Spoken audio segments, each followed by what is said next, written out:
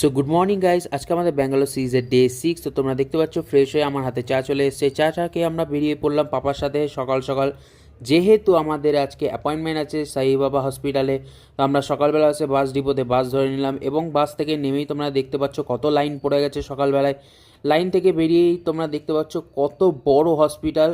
তো পাপার সঙ্গে চলে গেলাম আমাদের কাউন্টার নাম্বার 6-এ, যেখানে তোমরা দেখতে পাচ্ছ বড় একটি গণেশ মূর্তি এবং সাই বাবার বড় ফটো আছে, যেটি প্রতিনিয়ত পুজো হয়ে থাকে সারাদিনে।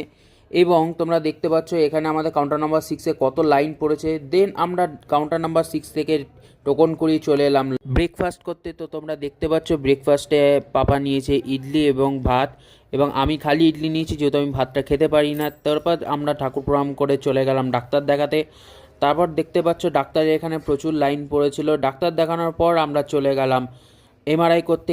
টেমআরআই করে আসার পর দেন আমরা চলে গেলাম বৈদেহিতে, যেহেতু আজকে আর কোনো রিপোর্ট হবে না এবং পাপার গলায় যেহেতু অনেক দিন ধরে খুসখুস করছিল, তাই আমরা বৈদেহিতে ইএনটি ডাক্তার দেখাতে চলে গেলাম। তো তোমরা দেখতে পাচ্ছ কাউন্টারে কত ভিড়। কাউন্টারে নাম এন্ট্রি করে ডাক্তার দেখেই তোমরা দেখতে পাচ্ছ আমরা ওষুধ নিতেও চলে এসেছি। ওষুধ নেওয়ার পর সেম আমরা বাস ডিপোতে এসে বাসে উঠে পড়লাম বাড়ির উদ্দেশ্যে যাওয়ার জন্য। তো তোমরা দেখতে পাচ্ছ আমরা চলে এসেছি। তো দেখা হচ্ছে পরের ভিডিওতে। See you, good bye.